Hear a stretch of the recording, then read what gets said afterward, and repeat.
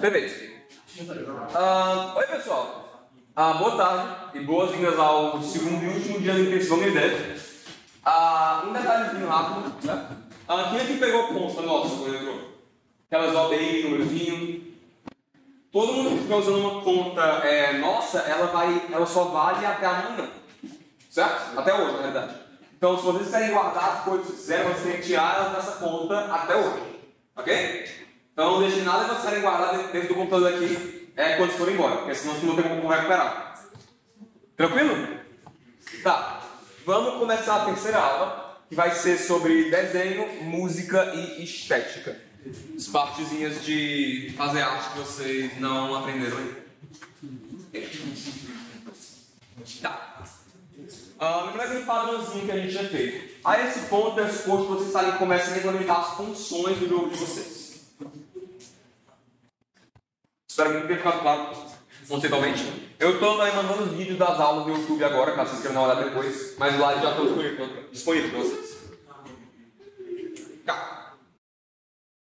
Sabendo como montar um jogo funcional, é importante que a gente consiga deixar interessante e bonitinho. Eu imagino que tenha muito jogo aqui que está quase funcionando, mas que está com muita arte de programador, aquele negócio feio que não dá para olhar direito. A gente vai aprender que recursos diferentes no Godot a gente pode usar para deixar o negócio um pouco mais agradável.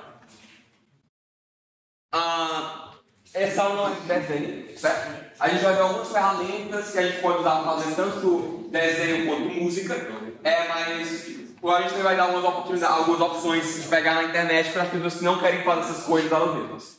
Certo? Então, vamos ver. A gente vai ver várias técnicas. Essa vai ter uma aula com muitos conceitos diferentes, certo? Mas é também para vocês poderem ter meio que uma biblioteca de coisas que vocês podem pegar caso vocês queiram, certo? A gente vai ver uma lista de técnicas visuais e auditivas diferentes, mas vocês provavelmente não vão usar nem metade da aula de vocês. É só para vocês terem algumas ideias e poderem ter de onde pegar quando vocês quiserem implementar as coisas. Tá. Primeiro eu vou falar sobre arte 2D. Arte 2D é desenho, certo? A gente vai aprender com algumas ferramentas que pode dar para fazer arte e também alguns locais que a gente consegue usar para pegar arte de maneira legal. Eu sei que eu acho que umas pessoas que pegaram arte no Google, alguém que pegou arte no Google no jogo? Não é suposto, viu, gente? Porque quando a gente fala de arte, alguém fez essa arte, certo? E não é legal a gente pegar a arte de alguma pessoa e saber que a gente tem permissão. Então, por exemplo, você pode ter pego uma arte que na verdade estava sendo vendida para todos usarem para alguma coisa específica, sabe? A gente vai aprender um pouquinho aqui sobre como respeitar esse tipo de licença e como encontrar arte de maneira fácil que respeita esse tipo de licença, certo? Em primeiro lugar, vocês podem desenhar? Quem aqui desenha? Alguém aqui desenha? Desenhar? Algumas pessoas, algumas poucas pessoas desenham. Isso é desenhar, tá ótimo. A gente não vai aprender muito como desenhar. Desenho digital a gente normalmente faz numa mesa digitalizadora, que chama, certo? Que é aquele negócio que você bota uma câmera digital, desenha as coisas, faz um tablet, só que não um tablet. Eu acho que aqui ninguém tem uma mesa digitalizadora. Alguém trouxe uma? Alguém trouxe uma. Mas você pode fazer muitas coisas legais usando mouse, especialmente em resoluções menores. Quando a gente fala de pixel art, a gente consegue fazer muita coisa com o mouse, porque precisa de muito menos precisão motora para poder fazer esse tipo de coisa funcionar. Então, hoje a gente vai estar recomendando o Pixel, certo? Para fazer pixel art. O Pixel não é um dos melhores programas que eu conheço para fazer pixel art, ele está longe disso na realidade. Mas uma coisa que é legal dele é que ele é 100% online. Você consegue fazer no browser. Então, se vocês quiserem fazer uma coisa simplesinha no computador DC, tanto para editar imagens quanto para criar coisas originais, vocês podem usar o Pixel na internet. Sobre licenças, que eu acho que é a parte que o pessoal vai ficar mais confuso sobre. Quando você pega uma coisa, ela tem uma licença, certo? E essa licença, se você pegar no Google aleatoriamente, frequentemente essa licença que você não pode pegar, na verdade. Então, aqui a gente fala de algumas licenças que vocês podem pegar e que vocês podem ir atrás, certo? Tem várias diferentes. E se vocês encontrarem alguma que vocês não conhecem, vocês podem pesquisar sobre o mercado de estrada. Mas aqui tem as principais que vocês vão achar, certo? Primeiro delas, tem a CC0. CC0 é uma licença que deixa você pegue aquela coisa e use sem ter que fazer nada. Você não precisa imprimir para ninguém, é só pegar e usar. Tem a CC BY, que você pode usar o que você quiser, contanto que você dê créditos para quem criou a imagem. certo? E também tem a CC BY NC. NC é de Non-Commercial. E você pode dar o que você quiser, contanto que você dê crédito e que o projeto não seja comercial. Como o Gamutoware é um projeto não comercial, você pode usar qualquer uma dessas licenças, certo? Só respeitando a questão da atribuição. É para isso que a gente tem aquele arquivo que chama credits.gd, para vocês poderem colocar de onde vocês pegaram as coisas que vocês pegaram. Certo? Alguma dúvida sobre as licenças? Perfeito. Agora, de onde é que vocês vão achar essas coisas? Tem alguns sites especializados que são muito bons para você encontrar coisas para jogos. Certo? O primeiro deles...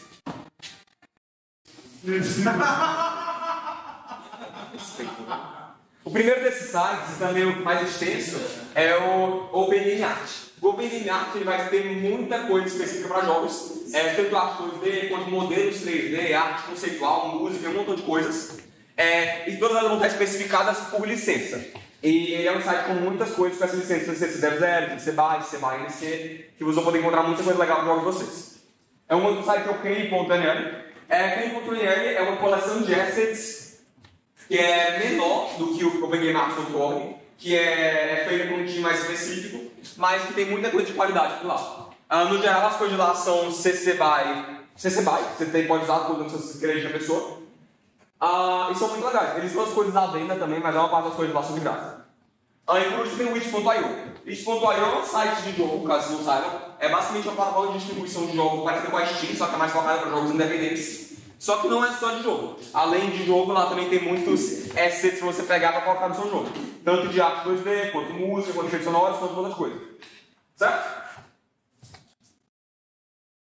Vamos falar de formatos de imagem, certo? Alguém conhece alguns formatos de imagem? PNG é um formato de imagem. JPEG. JPEG é um péssimo formato de imagem. Não é verdade, tem seu uso certo, mas eu não gosto, porque é muito complicado. Quando a gente fala de videogame, a gente normalmente vai precisar de assets que tem um fundo transparente, certo? E a gente vai criar uma imagem que não tem perda de resolução. PNG, na dúvida, eu uso PNG, certo? Simplesmente você usar transparente, vai ser no pixel. O site que você falou pixel. Aí o arquivo veio ponto pixel. Como que eu faço? O ponto pixel é um arquivo próprio dele que ele vai mostrar as informações internas dele, tipo a camada, as coisas e tudo mais, certo? Deve ter uma opção de exportar a imagem, que deve ter no lugar de salvar. Aí quando você exportar, pode exportar com um formato útil, com PNG. Tranquilo? Ok. Vamos falar um pouquinho sobre resolução. Alguém sabe que jogo é esse? Tunic. Tunic! É muito bom o Tunic. Tá. A tela de um computador é composta por uma porrada de pixels. Certo? A resolução de uma imagem é basicamente a quantidade de pixels que vai ter nessa imagem. Certo? Esses monitores que vocês estão usando agora são 1920 x 1080. Ok? Você pode pensar na tela de um computador como se fossem vários pedacinhos de uma cor única. Certo? Um único pixel vai ser só de uma cor. Mas a combinação de milhares desses pixels que formam a tela vai formar uma imagem mais completa. Então parece que é feito de pedaços individuais. Certo? Um jogo como o Tunic é um jogo que é com resolução bem alta, você não consegue ver os pixels individualmente. Mas quando a gente fala de pixel art, a gente está falando de pixels muito maiores, está falando de trabalhar com resolução menor e escalada para caber na tela do computador. Certo? Então, a maneira como o seu jogo vai utilizar isso e o estilo visual que você está querendo chegar depende de vocês. Certo? Mas vocês têm essas opções. É muito importante considerar a resolução que você está usando. Aí a gente vai falar de dois tipos específicos de pixel art, certo? Alguém sabe de jogo esse? Stardew Valley. Vamos lá. Stardew Valley usa um estilo de pixel art que é como se fosse um estilo de pixel art moderno, certo? Jogos de pixel art, a maneira como isso surgiu é porque cada pixel na imagem corresponde literalmente a um pixel no computador, certo? Só que no caso de Stardew Valley você consegue ver os pixels individualmente, mesmo no computador com resolução bem alta. Isso acontece porque eles basicamente pegam imagens pixeladas e eles esticam as imagens para elas caberem na tela, certo? Só que o jogo em si não está rodando nessa quantidade de pixels, ele está rodando uma quantidade de pixels maior. Então esses pixels individuais que vocês estão vendo, na verdade, são compostos em vários pixels, eles estão na imagem original. Já que esses pixels não correspondem tipo, a um pixel na tela, os pixels conseguem meio que deslizar entre os outros, como se eles não fossem exatamente no mesmo lugar. Isso faz sentido? Tipo essa borboleta do jogo. Você vê que ela consegue tipo, deslizar de maneira contínua pelo espaço. Ela não fica meio que travando, tipo pixelzinho, pixelzinho. Faz sentido isso? Vai ficar mais claro com a próxima imagem. Alguém sabe que jogo é esse? Não? Vamos lá. Into the Breach. Into the Breach, por outro lado, ele pega um estilo de pixel art um pouco mais tradicional, em que ele renderiza tudo numa resolução bem menor e depois escala essa resolução até caber a tela. Então, cada pixel é como se ele realmente correspondesse a um pixel na imagem. Podem ver aqui que a imagem ela se move de maneira contínua. Tipo, aquele besourinho ali que está se mexendo, ele se mexe meio que em incremento de um pixel. Vocês conseguem ver isso? Então, são dois estilos visuais diferentes. A maneira como a gente implementa isso no Godot tem maneiras diferentes. Para poder implementar esse estilo de pixel art um pouco mais moderno, a gente costuma usar imagem de pixel e depois escalar elas para elas caberem um tamanho maior. Se você mexer na função de escala dos objetos, você colocou um pixel art que já é bem grande na sua tela, você fez isso. Esse aqui, o Gumtower, tem uma maneira de implementar isso. Que realmente vocês tenham visto no script do main que tem duas variáveis que chamam height e width, certo? Essas variáveis vão determinar o tamanho da sua tela. E o jogo vai considerar esse tamanho, e depois, quando o Gumtower for carregar esse jogo, ele vai escalar o tamanho da tela para isso, certo? É um pouco mais complicado de implementar isso, mas vocês podem escolher, tá? E se vocês quiserem falar alguma vez hoje e não conseguirem entender exatamente como, vocês podem falar com a gente. Tranquilo? Alguma dúvida sobre esses estilos visuais? Perfeito. Tá.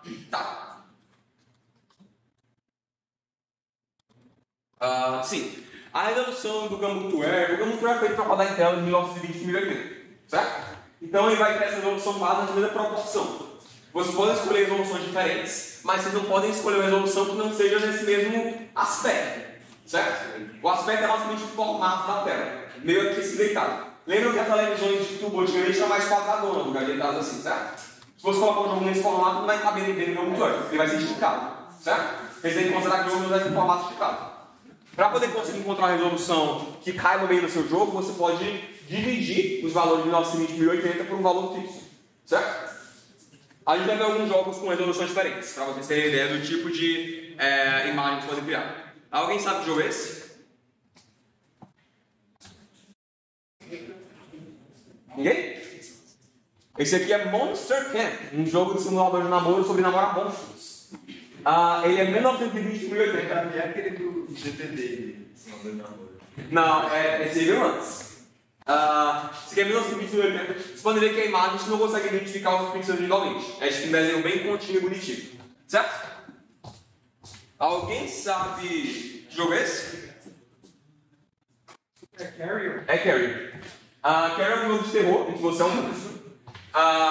Carrion é 640 x 360. Ele é basicamente a resolução base dividida por 3. Vocês podem ver que dá pra identificar que é um jogo mais pixelado, mas os pixels são pequenininhos. E você consegue colocar abaixo do detalhe. Tá? Alguém sabe que jogo é esse? Hyper Light Drifter.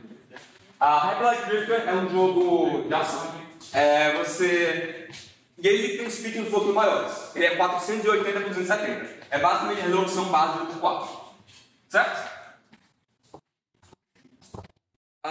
Alguém sabe que jogo é esse?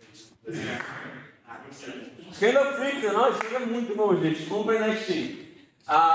Esse é o jogo do Candle Freak. Ele é 240 x 235. Vocês podem ver que o Candle Freak é um jogo com os pixels bem gordinhos. Ele é basicamente a resolução base dividida por 8. Certo?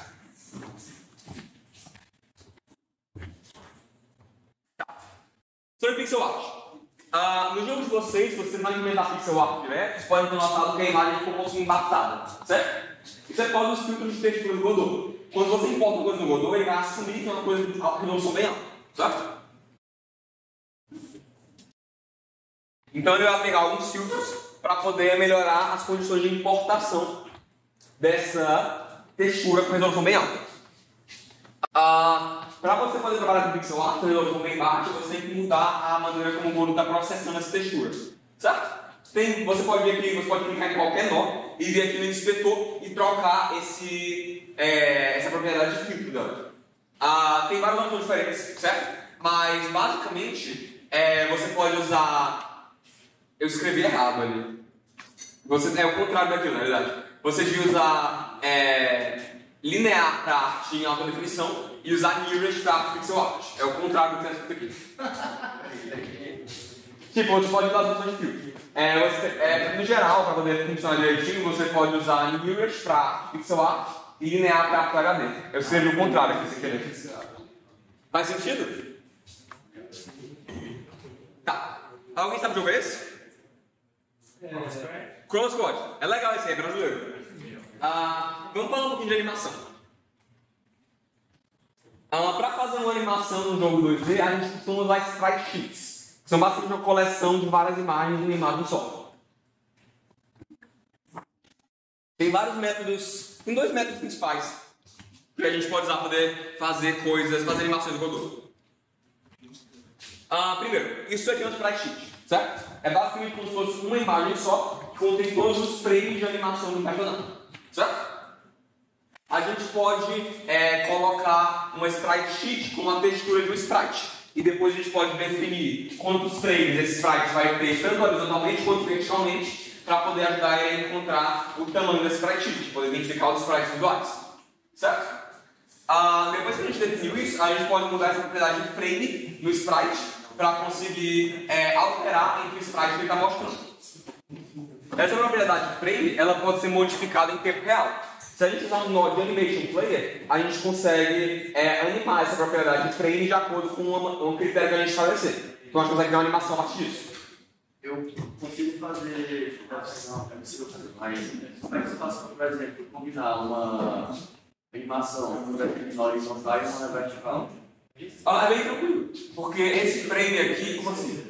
Tipo, você quer falar de 200%? Ele está andando, você quer o frame dele na vertical, parece que, sei lá, ele pisca os olhos, ou pula, Tipo, você fala de usar uma animação que está ali em cima e depois uma linha de baixo?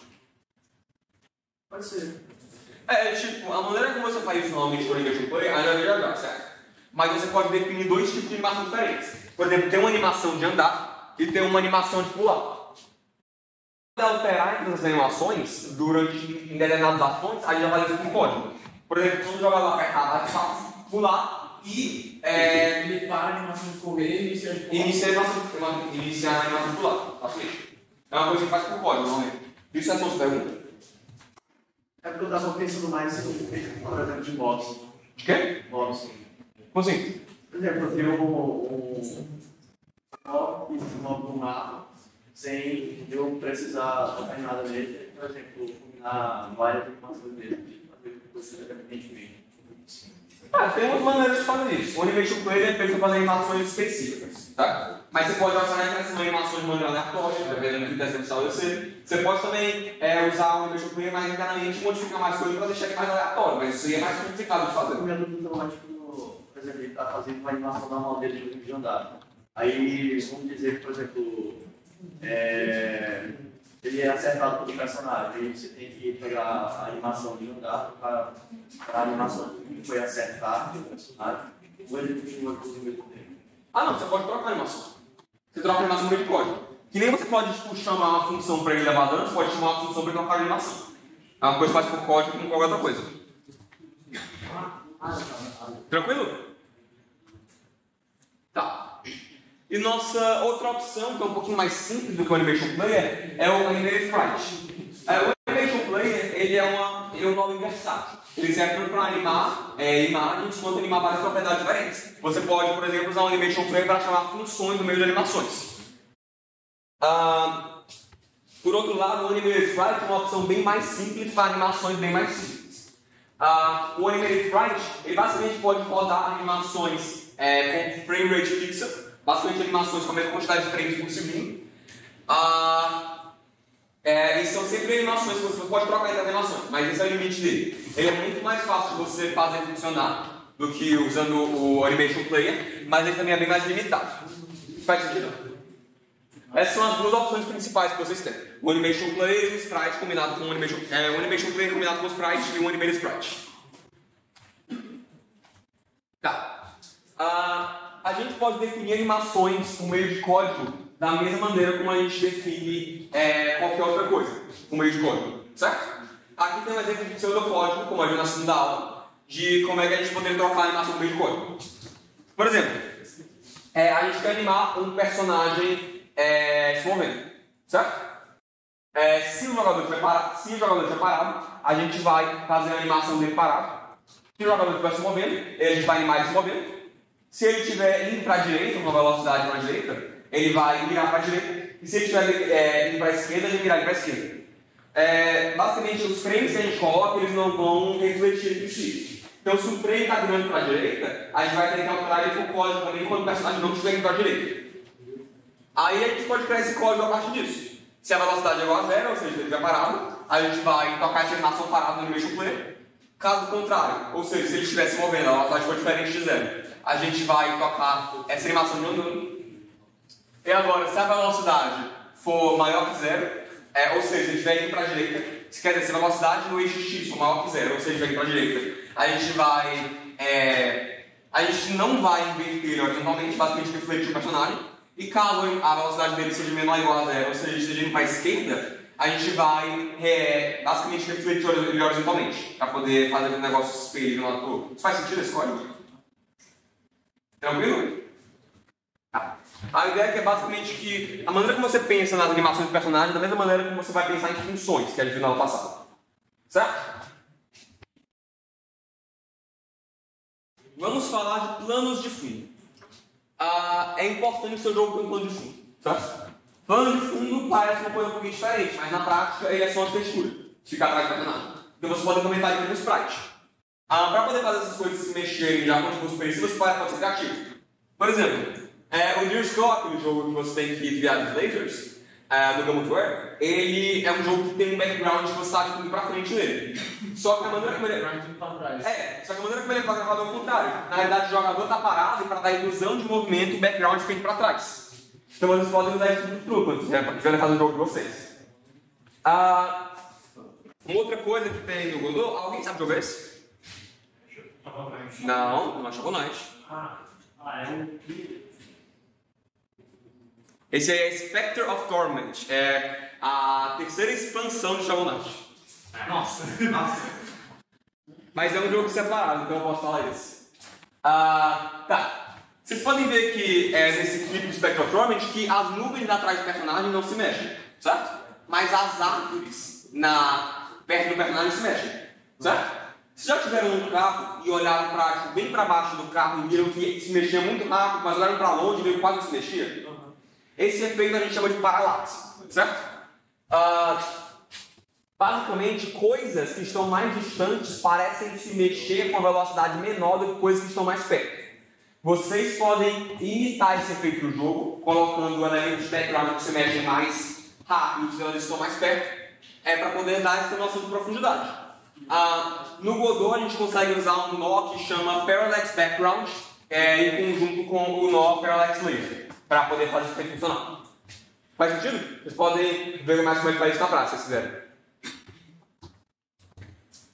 Próximo. Alguém sabe jogar esse?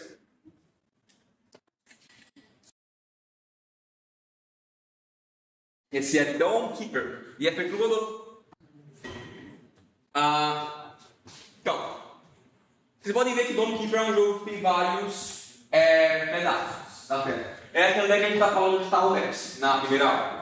Que basicamente são desenhados alguns tiles específicos, que tem maneiras específicas de interagir entre si, e depois o jogo consegue trabalhar com eles como se fosse uma coisa natural. Então você consegue montar esse cenário a partir de pedaços menores. Isso facilita bastante a criação de cenários complexos. A maneira como você vai fazer tile maps é a partir de tile sets. E aqui a gente fala um pouquinho de autotiles, certo? Quando a gente quer fazer um tile set com várias partes que se conectam entre si, você vai precisar de vários pedaços diferentes para poder fazer essas conexões, certo? Por exemplo, se a gente tem uma parte do cenário que faz... Meu Deus, não escreve. Peraí. Se a gente tem uma parte do cenário que faz... Nem deles escreve, na verdade, Jesus Cristo, preto. Cabelo preto que eu estava usando ontem, hein? Se a gente tem uma parte do cenário que faz assim, certo? Só esse pedacinho já requer 4 tiles diferentes. Porque a gente tem um tile para ficar aqui no canto, certo? Um tile para ficar aqui na direita, um tile para ficar aqui em cima e um tile vai ficar aqui no meio. Faz sentido isso? Estou dentro de desenhos diferentes. Imagina se quando a gente fosse fazer um jogo, a gente tivesse que escolher todos esses tiles individualmente. Ia ser um saco. Eu não ia querer fazer juntos, assim.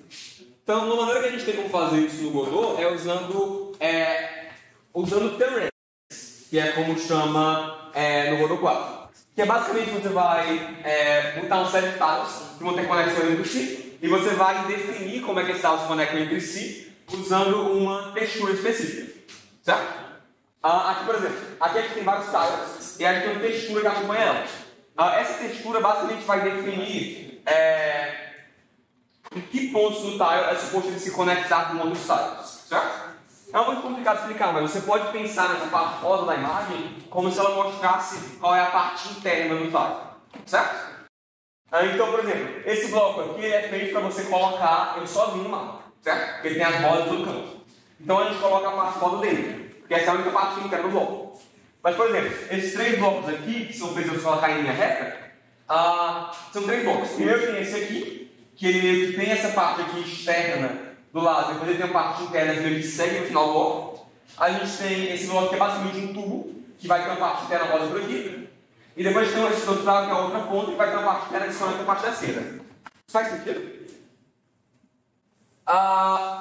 É um pouco complicado de fazer isso na prática, mas tem tutoriais que vocês podem seguir na nova aplicação de Talmaps do Godot, certo? Mas é legal que vocês saibam que vocês têm essa opção de fazer Talmaps complicados que se conectam entre si e que você consegue colocar eles automaticamente no mundo. Quando você faz uma coisa desse tipo, você consegue simplesmente colocar os espaços no seu mundo e ele vai automaticamente fazer a conexão entre os estados. Então, no lugar de ter que colocar 4 talos diferentes aqui, a gente poderia colocar 4 talos do mesmo tipo e o Godot vai internamente saber qual tile ele tem que colocar em qual posição. Isso facilita muito a criação de níveis diferentes.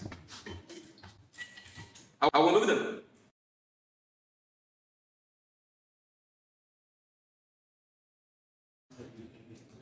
Alguém sabe que jogo é esse? Esse vocês sabem, né? Ganhou o jogo do ano BAFTA. Tipo, semana, que sabe? Legal. Camadas. Mas você viu que ele ganhou o BAFTA, o melhor jogo do BAFTA, mas perdeu o melhor jogo britânico do BAFTA? Como é que isso funciona? Talvez não sei. Tá? Sim. Quando a gente está fazendo jogos, a gente costuma querer colocar algumas coisas na frente de outras, certo? Por exemplo, nesse exemplo aqui, o personagem ele fica na frente do cenário, certo? Se o personagem ficasse atrás do cenário, a gente não conseguiria ver o personagem. Isso é um problema grave no jogo, certo? Para determinar qual a posição relativa dos elementos do Godot, a gente usa a ordem dos elementos na árvore, certo? Então, elementos que estão mais embaixo da árvore no Godot, eles vão aparecer na frente e elementos que estão mais em cima na árvore do Godot, certo? Então, por exemplo, se esse player aqui está embaixo do BG, aqui naquela árvore, ele aparece no jogo na frente do background. Mas, por exemplo, se ele estivesse em cima do BG, ele aparece no jogo atrás do background, certo? A gente pode também ter um controle um pouquinho mais fino disso, certo? Por exemplo, imagina que você está fazendo um jogo que você quer que constantemente apareçam inimigos novos, certo? Seria muito irritante você ter que ficar se preocupando com a posição dos inimigos na árvore. Se você está constantemente aparecendo mais inimigos novos, você está inserindo esse meio de código, certo? Uma coisa que a gente pode fazer no Godot para determinar as colisões, sem ter que se preocupar com as posições das coisas nas árvores, é usando essa propriedade do Node 2D, que chama Z-Index, certo? Essa propriedade Z-Index ela vai ser mais importante que aquela propriedade que a gente viu de colocar os elementos em ordem específica na árvore.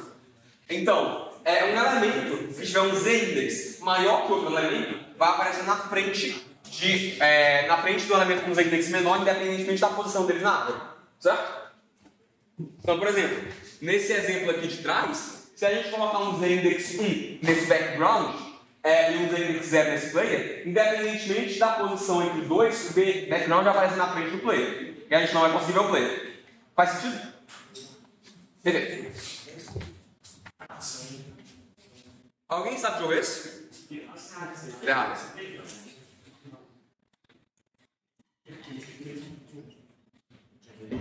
Tá. Vamos falar de partículas, certo? Partículas são usadas para criar efeitos visuais, certo? E elas são basicamente elementos pequenos que são processados de maneira mais rápida e o Godot facilita para você colocar lá nos tempos, certo? Por exemplo, o terrário. O terrário ele tem essas folhazinhas que vão pelo ar, certo? Essas folhazinhas que vão pelo ar, a gente consegue mandar uma coisa parecida, uma coisa bem parecida com partículas no jogo. Que a gente consegue colocar vários elementos parecidos se movendo para poder criar um efeito visual. Vocês podem modificar essas partículas, colocar animações, colocar a textura que você quiser. É um negócio bem agradável de trabalhar. No Godot, a gente tem dois nós principais que servem para implementar partículas. A gente tem o CPU Particles 2D e o GPU Particles 2D. O GPU Particles 2D é melhor, é mais eficiente, porque a maneira como ele processa internamente é usando o processador gráfico do computador de vocês. Então, ele consegue fazer isso de maneira mais eficiente. O CPU Particles é processado do CPU. Durante o Gamutware, eu vou pedir para vocês usarem sempre o CPU, porque o Gamutware é um jogo que é feito para rodar em computadores mais antigos, e também porque o GPU Particles eles costumam dar muito problema em exportações de jogos para browser, que é uma coisa que a gente vai fazer no Gamutware, certo? Mas nos jogos de vocês que vocês pretenderem lançar para o pessoal mais baixar para poder jogar, eu recomendo usar mais o GPU Particles. Alguma dúvida sobre isso? Perfeito. Tá, alguém sabe o jogo é esse? Isso. Signalis. Signalis é meu jogo favorito do ano passado. Então, um shader. Alguém sabe o que é um shader? Ninguém?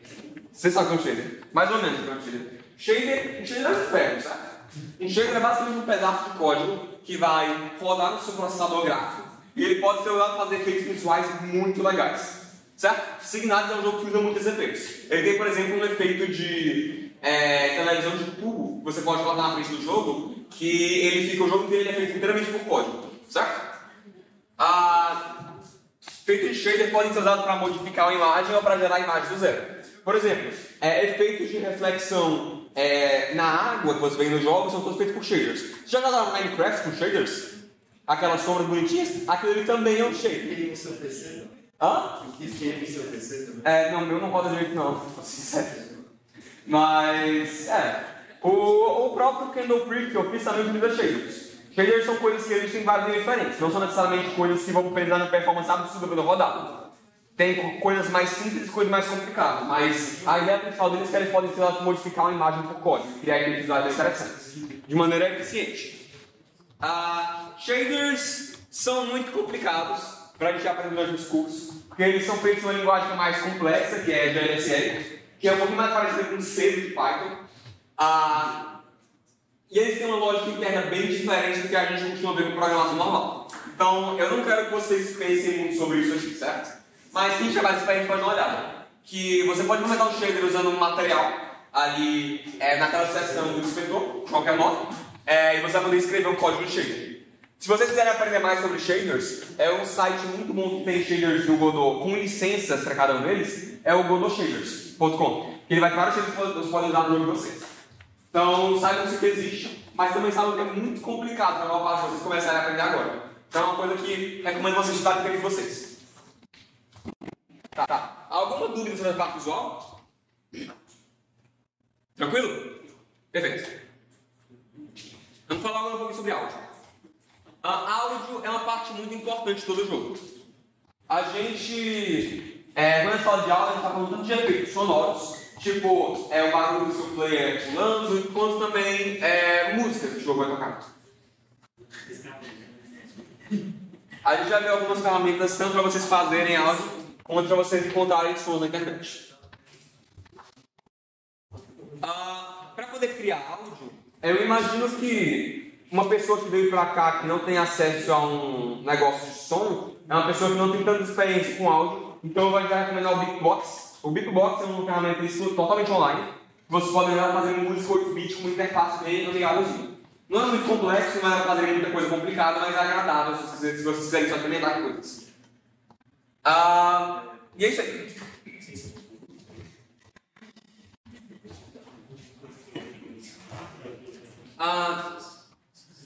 Para o site de criação de música, a gente tem basicamente os mesmos sites, que é o OpenMA, o KNLL e o Itch.io. Mas também tem um outro, que é o freesound.org, que você vai encontrar um bocado de sons que não são feitos especificamente para videogame no geral, mas que seguem muito coisa diferente. E lá você vai ter informação de licença. lembrem que todas aquelas informações que a gente viu de licença para arte também se aplicam para sons. Então, prestem atenção nisso. Sobre formatos de som. Formatos de som tem um pouco mais de complexidade de formato de áudio, formato de imagem. A gente tem dois principais, que a gente usa visualmente em jogos. Primeiro vai ter o ponto .ogg. Ponto .ogg é um formato com um pouquinho mais de compressão, mas que ele não vai ser tão pesado quanto outros. A gente normalmente usa ponto .ogg para a trilha sonora do jogo. Tá? Aí vai ter o ponto .av. Ponto .av ele é mais próximo ao áudio original, ele não vai ter a mesma compressão, mas ele é muito mais pesado. Então, a gente costuma usar ele para efeitos sonoros. São coisas curtas, mas tem uma qualidade legal. Alguma dúvida? Quer ver? Tá. Para adicionar um arquivo de áudio no jogo de vocês normalmente vão usar o áudio de Stream basicamente a ideia é que você pode adicionar um arquivo de áudio no áudio de Stream Player, modificando aquele valor da stream, ali do ladinho, da mesma maneira que você faz com a textura. E depois você pode usar uma função que ele mesmo tem, que é a função play, para poder trocar esse arquivo de áudio. Para tocar áudio, a gente vai fazer. A gente basicamente vai chamar a função play desse nome. E a gente vai chamar também por código que a gente faz com animações. Então, aqui é um exemplo de um som de pulo, certo? Se o botão de ação for pressionado e o jogador estiver no chão, a gente vai adicionar a velocidade de menos y, que vai ser para fazer ele pular, e a gente vai tocar o som de pulo, que quando ele pular, ele vai tocar o som de pulo. Então a gente basicamente coloca aqui o som pulo, que vai ser uma variável daquele nó de áudio play que a gente pegou, e chama ponto play nele, que é para a gente poder tocar o áudio também. Alguma dúvida sobre isso? Perfeito. Alguém sabe jogar esse?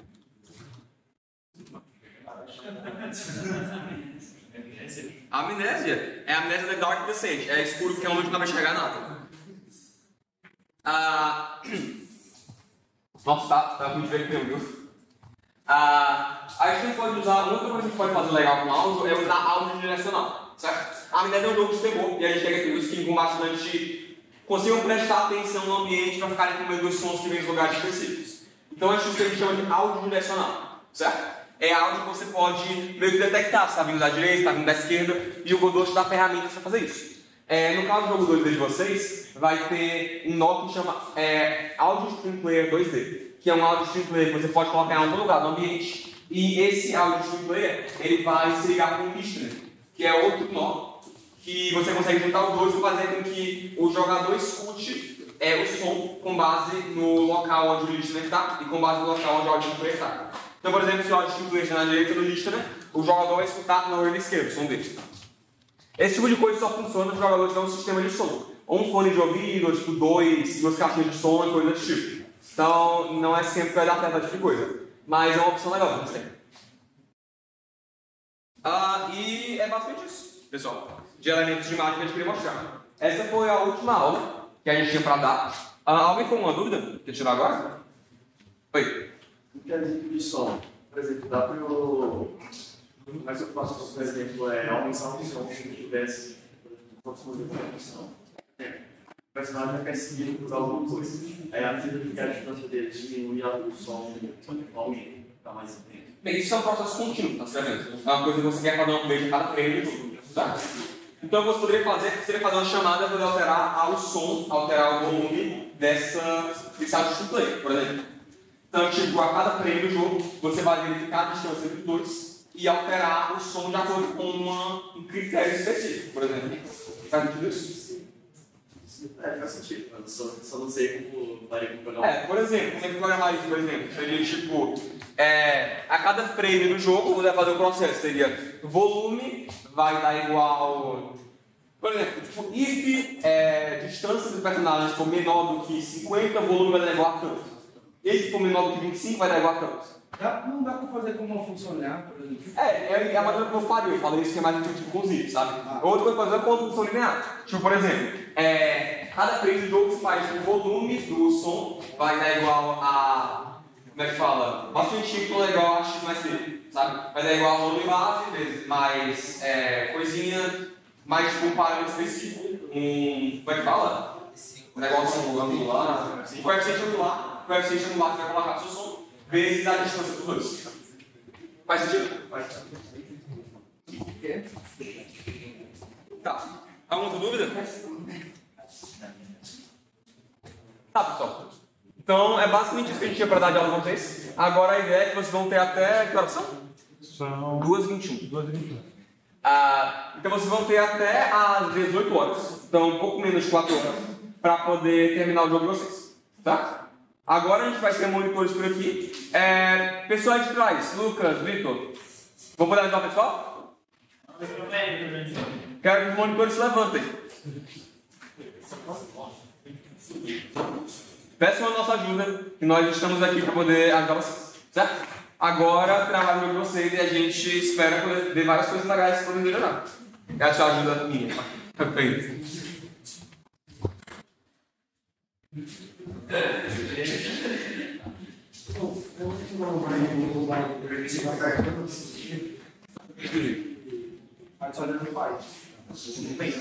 É, no meio. Só que, para me chamar ela.